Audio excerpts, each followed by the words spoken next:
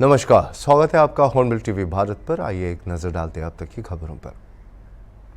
Samajwadi party के अध्यक्ष और पूर्व मुख्यमंत्री अखिलेश यादव ने कहा कि 2027 के यूपी विधानसभा चुनाव में इंडिया गठबंधन बना रहेगा। उन्होंने भरोसा जताया कि पिछड़े, दलित और अल्पसंख्यक मिलकर बीजेपी को सत्ता से बाहर करेगी और समाजवादी पार्टी की सरकार बनाएंगी। इस पर परिवहन मंत्री दयाशंकर सिंह ने प्रतिक्रिया देते हुए कहा कि अखिलेश यादव को मुख्यमंत्री पद विरासत में मिला था। उन्होंने आरोप लगाया कि 2012 के बाद से अखिलेश लगातार चुनाव हारते आ रहे हैं, जो कि होगा वर्ष 2014, 17 और 2019, जिसमें बीजेपी ने भारी जीत दर्ज की। यहां तक कि मायावती के साथ गठबंधन के बावजूद भी समाजवादी पार्टी को हार का सामना करना पड़ा। सर, अखिलेश यादव ने ऐलान कर दिया है 2027 में इंडिया गठबंधन के साथ चुनाव लड़ेंगे, इसको आप कैसे देखते हैं? अखिलेश जी विरासत में मुख्यमंत्री बने थे। माननीय नेताजी मुलायम सिंह जी ने उनको जो है चुनाव के बाद मुख्यमंत्री को पद से सुपोषित कर दिया 2012 में, और उसके बाद वो लगातार चुनाव हार रहे हैं। 2014 में मुख्यमंत्री थे और उनको पहले तो ज़मीन खिसक गई। भारतीय जनता पार्टी 73 सीटें जीती। 17 में खुद मुख्यमंत्री थे और भारतीय जनता पार्टी प्रचंड बहुमत से 330 सीटें जीती। 2019 में अपने घोर विरोधी मायावती को साथ लेके आए। दोनों लोग मिल के चुनाव लड़े, लेकिन मोदी जी और योगी जी के लहर को नहीं रोक पाए और प्रचंड बहुमत से 64 सीटें भारतीय जनता पार्टी जीती। और उसके बाद 2022 में वो कहते थे कि 400 सीटें पाएंगे, और जनता ने बता दिया 38 सालों के बाद योगी जी दोबारा कोई मुख्यमंत्री रिपीट होकर के आया तो योगी जी आए। इसलिए लगातार वो हार रहे हैं। वो भी बोले थे उपचुनाव में कि 2027 का सेमीफाइनल है, और आपने देखा है कि जिस तरह से उपचुनाव में 9 में से 7 सीटें भाजपा जीती, और जिस सीट पर वो करहल में MLA थे वो 67,000 वोटों से जीते थे, 13,000 पर सिमट कर रह गए। तो जनाधार वो खोते जा रहे हैं। नेताजी के साथ के लोग आज जो है उनके साथ छोड़ते जा रहे हैं। तो इसलिए समाजवादी पार्टी आने वाले दिनों में 50 साल तक कोई सत्ता में आने वाली नहीं है। इसलिए ये हसीन सपने न देखें। आगरा की पोस्टिंग को लेकर सवाल खड़े। आगरा प्रयागराज में जिस तरीके से पोस्टिंग कहा है कि ठाकुरों को ज़्यादा पोस्टिंग दी जा रही, दलितों को कम दी जा रही, इसको आप कैसे देखते हैं? सबसे ज़्यादा उत्पीड़न दलितों का समाजवादी पार्टी की सरकार में हुआ, और तो और खुद मायावती जी का उत्पीड़न समाजवादी पार्टी की सरकार ने किया। तो ये दलित हित ऐसी की बात नहीं कर सकते। बंगाल की घटना को लेकर कह रहे हैं बीजेपी का हाथ था, जो मुर्शिदाबाद में हिंसा हुई, उसको आप कैसे देखते हैं? देखिए, वहाँ की सरकार जानबूझकर के हिंसा करा रही है और वहाँ के नियंत्रण से बाहर है, और ये ममता बनर्जी जानबूझकर के ये सब चीज़ों को हवा दे रही। जौनपुर के तिलवारी गांव के निवासी संदीप सिंह ने जिलाधिकारी से मुलाकात कर अपने बेटे शिवेंद्र प्रताप सिंह का शव ईरान से भारत लाने की अपील की। मर्चेंट नेवी में टेक्नीशियन के तौर पर कार्यरत 22 वर्षीय शिवेंद्र की 27 मार्च को ईरान के किस आइलैंड पोर्ट पर जहाज में हादसे में मौत हो गई थी। वह परिवार का इकलौता बेटा था और डीएम ने परिजनों को जल्द शव लाने का आश्वासन दिया है। आइए देखते हैं इस रिपोर्ट।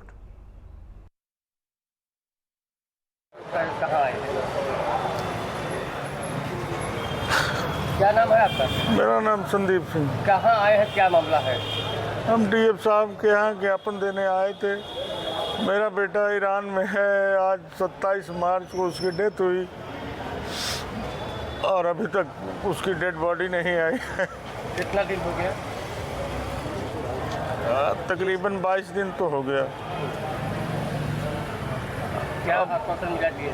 अब आप लोग ही किसी माध्यम से कुछ सहयोग कर सकें तो कीजिए। सीएम साहब ने क्या कहा? डीएम साहब से मैंने कहा कि सर जो भी प्रक्रिया हो उसको शीघ्र पूर्ण करवाइए और हमारे बेटे की डेड बॉडी मंगवाइए। और डीएम साहब ने आश्वासन भी दिया है कि जो भी हो सकता है हम जल्दी से जल्दी करेंगे। अब इसके आगे तो वो भी क्या कर सकते हैं जो दूसरे देश में है। ईरान में क्या करते थे? वो एक शिप पे गए थे, उसमें टेक्नीशियन थे। डेथ कैसे हुई? डेथ वो लाइफ बोट टेस्टिंग में लाइफ बोट उनके ऊपर गिर गई। कितने दिन पहले विदेश गए? वो 17 फरवरी को गए थे और ये 27 मार्च को हुआ। कितने दिन से विदेश रहते थे? ये पहली बार ही गए थे। क्या फोन पे उनसे आपसे बातचीत हुई थी? फोन से बातचीत हुई थी? वहाँ जस्ट 5:27 मतलब शाम को 17:27 पे उनकी डेथ हुई, लेकिन 4 बजे मेरी बात हुई थी उनसे, वो इंडियन टाइम के हिसाब से। कैसे सूचना मिली कि डेथ हो गई? मुझे सूचना एक एजेंट के द्वारा मिली, जिसके द्वारा हमने उसको भेजा था। और बाद में हमें सूचना कंपनी की तरफ से कुछ नहीं मिली। वहाँ का जो थर्ड अफसर था शिप का, उसने मुझे बताया कि ऐसे ऐसे हो गया। क्या चाहते हैं इसमें?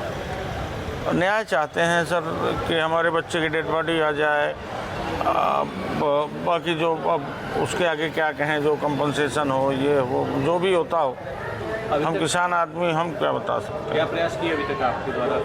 हमारे द्वारा तो प्रयास सर, मैंने मेल भेजा विदेश मंत्रालय को, डीजी शिपिंग से मेल भिजवाया, लेकिन डीजी शिपिंग की कोई अभी तक रिप्लाई नहीं आई, क्योंकि डीजी शिपिंग खुद इन्वॉल्व है ऐसे कामों में जो कि ऐसे लोगों को अथराइज्ड करती है कि फालतू काम करें।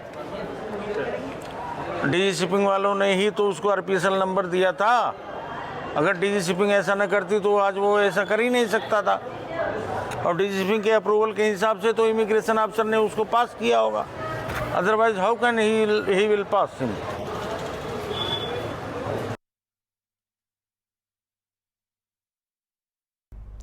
लखनऊ के एक निजी 5 स्टार होटल में 3 दिवसीय क्षमता निर्माण कार्यशाला का आयोजन किया गया। यह कार्यशाला व्यावसायिक शिक्षा और कौशल विकास विभाग द्वारा युवाओं को उनकी क्षमताओं के अनुसार स्थानीय स्तर पर रोजगार देने के उद्देश्य से की गई थी। कार्यशाला का उद्घाटन राज्य मंत्री कपिल देव अग्रवाल ने किया। दीनदयाल उपाध्याय ग्रामीण कौशल योजना के तहत आयोजित इस कार्यशाला में पहले दिन तकनीकी सत्र हुआ और जिसमें विशेषज्ञों ने बेंच केंद्र और उम्मीदवार प्रबंधन जैसे विषयों पर जानकारी दी।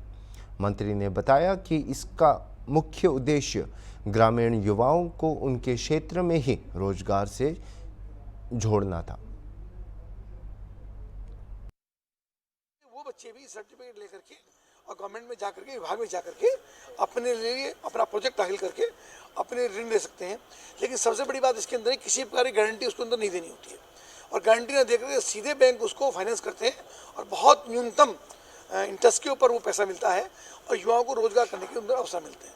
जो हमारा विभाग है व्यवसाय शिक्षा और कौशल विकास, उसके अंदर जिस प्रकार से आज कैपेसिटी बिल्डिंग वर्कशॉप 3 दिन की हुई है, मैं धन्यवाद करूँगा अपने प्रमुख सचिव का, अपनी पूरी टीम का, MISB, हमारी ITI के प्रिंसिपल्स, MDs, इसके अलग अलग 3 दिनों के अंदर ये सब लोग आएंगे और उनको आगे उनकी समस्याओं को सुनना, उनकी बातों को सुनना, डिपार्टमेंट कैसे और आगे बढ़े, कैसे हम रिजल्ट ओरिएंटेड बने, कैसे युवाओं को जो हमारा टारगेट है, माननीय प्रधानमंत्री श्री नरेंद्र मोदी जी जिस लक्ष्य के साथ आगे बढ़ रहे हैं, उनका लक्ष्य कि 2047 तक हमको देश को विकसित राष्ट्र बनाना है। पूरे हिंदुस्तान को हमको $3 ट्रिलियन की इकोनॉमी हमको डेवलप करनी है। उत्तर प्रदेश के अंदर भी हमको लगातार उत्तर प्रदेश की ओर हम लगातार बढ़ रहे हैं। उन सब के लिए हमारा डिपार्टमेंट अत्यंत महत्वपूर्ण भूमिका निभाने का काम करता है। युवा स्किल्ड होंगे, उनको रोजगार मिलेगा, वो एंटरप्रेन्योर बनेंगे, तो निश्चित रूप से हमारा लक्ष्य पूरा होगा। हम बहुत तेजी के साथ उसमें आगे बढ़ रहे हैं।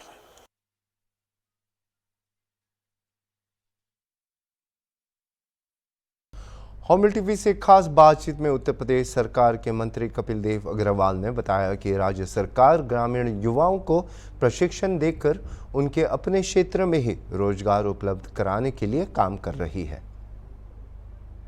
मंत्री कपिल देव अग्रवाल जी हमारे साथ, उनसे बात कर रहे हैं। सर, युवाओं को रोजगार देने में बड़ी पहल की, लाखों लोगों को युवाओं से जोड़ा गया है रोजगार से। कैपेसिटी बिल्डिंग वर्कशॉप का क्या है? हाँ, लखनऊ के अंदर कैपेसिटी बिल्डिंग वर्कशॉप हमारी हो रही है और आपने देखा होगा कि हमारे PIA, हमारे ट्रेनिंग पार्टनर्स, हमारे बाकी सब अधिकारी मिलकर 3 का शानदार मंथन, पूरे प्रदेश के सब लोग हमने इसके अंदर बुलाए हैं। ट्रेनिंग पार्टनर्स बुलाए हैं, काम करने वाले लोग बुलाए हैं, पूरा डिपार्टमेंट के लोग बुलाए हैं, MIS में बुलाए हैं, प्रिंसिपल बुलाए हैं, ZD बुलाए हैं। वो अलग अलग 3 दिन के अंदर ट्रेनिंग भी देंगे, लेक्चर्स भी होंगे, उसके अंदर बच्चों को मोटिवेट करने का काम करेंगे। कैसे रिजल्ट ओरिएंटेड हमारा काम होता है उसमें हम आने वाले समय में क्या माना जाए, जो ये 3 दिवसीय वर्कशॉप है, इससे युवाओं को फायदा मिलेगा या आने वाले समय युवाओं को कितना रोजगार मिलेगा? ग्रामीण क्षेत्र में गाँव के बच्चों को और अधिक हम ट्रेनिंग देंगे। गाँव को हम फोकस कर रहे हैं, गांव के युवाओं को अधिक रोजगार मिले, उनको अपने जनपद के अंदर ही रोजगार मिले, इसके लिए हम काम कर रहे हैं और मुझको लगता है शानदार परिणाम इसका है। युवाओं को उनके गांव में रोजगार मिले, उनके गृह जनपद में रोजगार मिले, इस पर मंथन जारी है। वीडियो जर्नलिस्ट विजय के साथ अनुप चौधरी, हॉर्नबिल टीवी, लखनऊ। उत्तर प्रदेश के परिवहन मंत्री दयाशंकर सिंह ने अपने विधानसभा क्षेत्र में पिछले और वर्तमान वित्तीय वर्ष में स्वीकृत विभिन्न सड़क परियोजनाओं का शिलान्यास और उद्घाटन किया। उन्होंने कहा कि बलिया जिले को बेहतर सड़कों के नेटवर्क से जोड़ा जाएगा। 390 करोड़ की बाईपास परियोजना सहित कुल 61 सड़कों की मंजूरी भी मिल चुकी है। मंत्री ने भरोसा दिलाया कि बचे हुए कार्यालयों में सभी विकास वादे पूरे किए जाएंगे और इस दौरान उन्होंने पूर्व CM अखिलेश यादव और ममता बनर्जी पर भी तीखे हमले किए। बेहतर विकास के लिए अभी आप 2 जगह दौरा किए, क्या क्या सौगात दिए हैं? देखिए, जो लोगों का यहाँ वो था कि बाढ़ में सड़कें जो है नहीं रहने के कारण बड़ी दिक्कत होती थी जिला मुख्यालय से, और शहरों से लोग कट जाते थे। 3 महीना इन लोगों की ज़िंदगी बहुत नरक बन जाती थी। इसके लिए चुनाव के समय में भी हम लोगों ने कहा था। आज मुझे प्रसन्नता हो रही है कि उसका आज मैंने शिलान्यास किया। 38 करोड़ रुपया से जो इसका अप्रोच रोड बनने जा रहा है, और उसके बाद जो हमारी जो छोटी छोटी 12 सड़कें थी, तो 1 करोड़ से लेकर के 40 लाख 30 लाख की थी, उसका भी आज शिलान्यास हुआ। तो अब इधर रोडों की जो समस्या है उससे जो है अब समाधान हो जाएगा। बाढ़ के समय में भी लोगों के आवागमन में कोई दिक्कत नहीं होगी।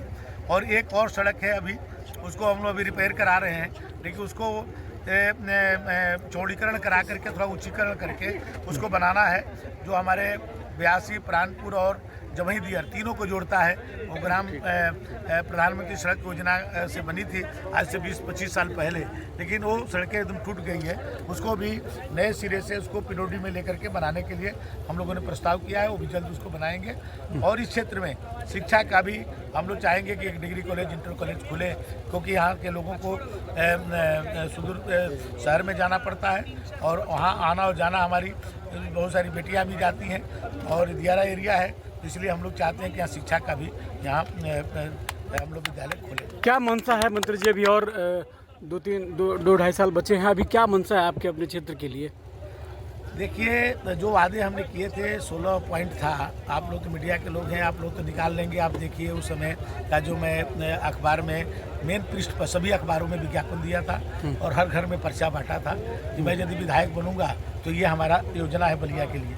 तो 16 को तो हम कर ही रहे हैं, और आप देखेंगे कि जो 16 को हम यदि 50 तक न करें तो मैं जनप्रतिनिधि नहीं। किस तरीके के रूप में देखना चाहते हैं विधानसभा को? अपने विधानसभा को मैं एक मॉडल विधानसभा बनाना चाहता हूं, जो विकसित विधानसभा है उससे बेहतर विधानसभा बनाना चाहता हूं। आज देखिए, यहाँ मेडिकल कॉलेज बन रहा है, मैं इंजीनियरिंग कॉलेज यहाँ बनाना चाहता हूं। यहाँ पर उच्च शिक्षा के लिए हमारे बच्चे बाहर न जाएं, ऐसा बनाना चाहता हूं। हमारे किसानों के लिए जो हम पैकेजिंग हाउस बना रहे हैं, हम प्रोसेसिंग यूनिट के लिए प्रयास कर रहे हैं, हम इंडस्ट्रियल कॉरिडोर बनाना चाहते हैं। यहीं पर सब कुछ हो कि जो हमारे बच्चे बाहर न जाएँ, यहीं पर उनको रोजगार प्राप्त हो। जी मंत्री जी, आज देखा जाए कि अखिलेश यादव जी राज्यसभा सांसद रामजीलाल सुमन से मिलने आगरा पहुंचे थे और इस दौरान उन्होंने कर्णी सेना को योगी का सेना बता रहे हैं और उनका कहना है कि सरकार से इनको फंडिंग मिलती है। क्या कहेंगे आप? देखिए, समाजवादी पार्टी पहले से भी इस विचारधारा की रही है। भारत माता को डायन कहने वाले आजम खां को बहुत लंबे समय तक महिमा मंडित करके समाजवादी पार्टी रखी थी। और उसी पे रास्ते पर ये जो है ये लोग जो है जो महापुरुषों को जो अपमानित करे उसको ये लोग सम्मानित करने का काम करते हैं और उसी कड़ी में आज वो कर रहे हैं। पीडी अभियान पश्चिम बंगाल में जिस तरीके से लगातार हिंदुओं पर अत्याचार हो रहा है, इस पे मोदी सरकार ममता बनर्जी सरकार के विरुद्ध क्यों नहीं कोई कार्रवाई कर रही है? देखिए वहाँ पर की सरकार जानबूझ करके हिंसा करा रही है और सरकार की नज़र है, खुद स्वयं वहाँ के जो राज्यपाल हैं मौके पर जा रहे हैं और जो भी स्थिति होगी वो सरकार को अवगत कराएंगे। उद्धव ठाकरे का कहना है कि महाराष्ट्र में हिंदी अनिवार्य नहीं होने देंगे, इस पे आप क्या कहेंगे? देखिए हिंदी राष्ट्रभाषा है, राज ठाकरे का हिंदी पर हम सबका जो है गौरव है, हमारा माने हमारी मातृभाषा है, राष्ट्रभाषा है, तो इसका सम्मान सदैव होना चाहिए। ठीक। झारखंड के बोकारो जिले के लुगु पहाड़ में हुए एनकाउंटर में सुरक्षा बलों ने 8 नक्सलियों को मार गिराया, जिनमें 1 करोड़ के इनामी टॉप नक्सली विवेक उर्फ प्रयाग माझी भी शामिल हैं। झारखंड पुलिस, सीआरपीएफ और झारखंड जगुआर की संयुक्त कार्रवाई में यह सफलता मिली है।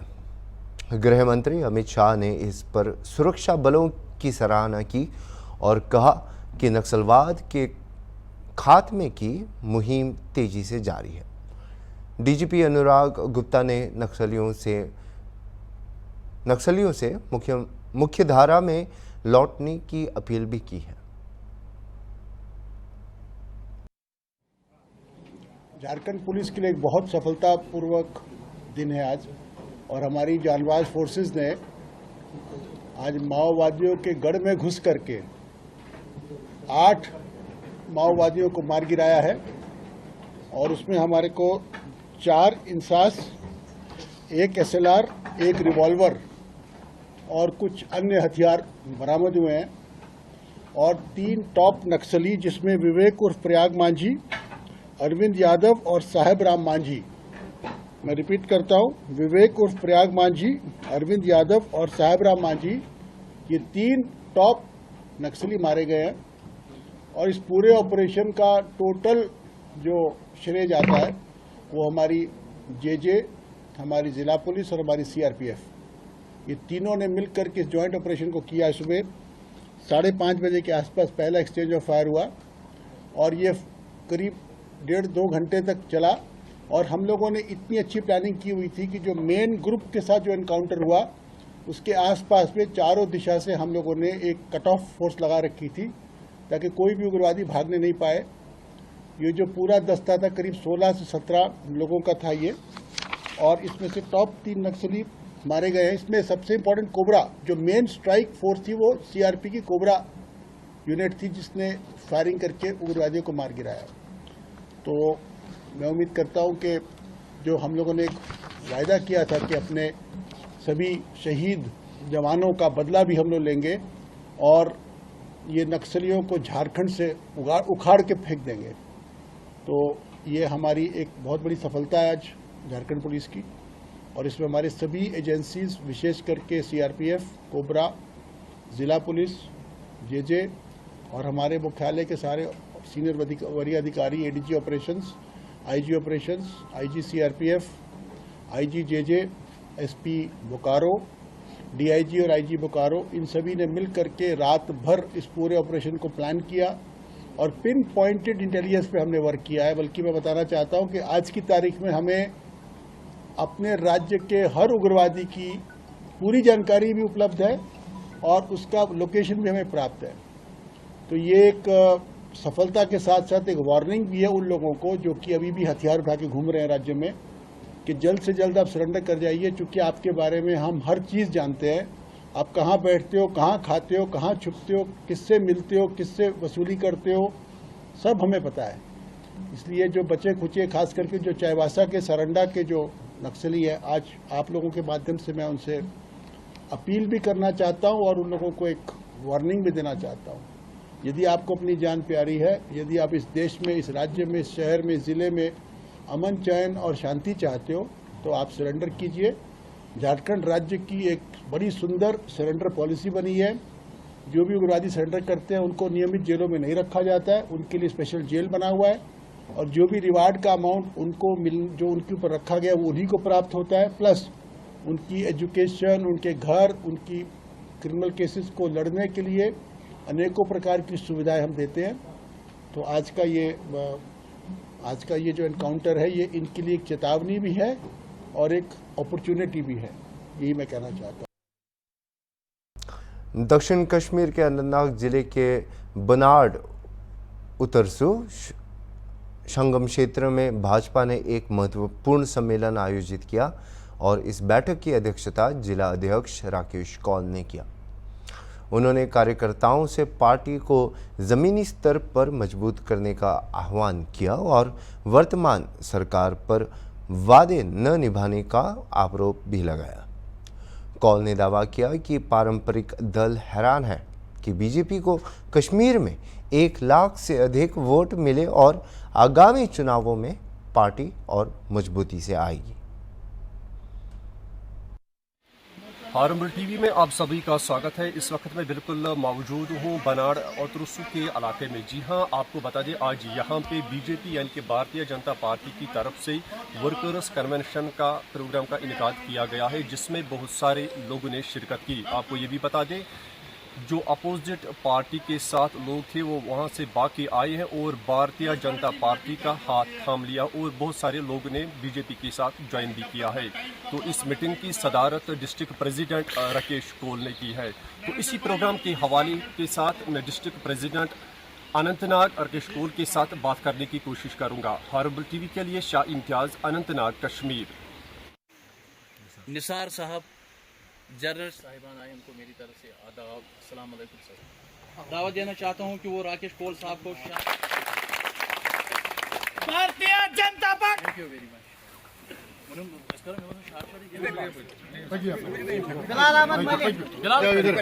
इसने कांग्रेस से किनारा कशी किया और भारतीय जनता पार्टी, इसने कांग्रेस से किनारा कशी किया और बहाने साहब मंजूर साहब आइए, अब्दुल्लाह साहब वाली शाबाश आमिर अहमद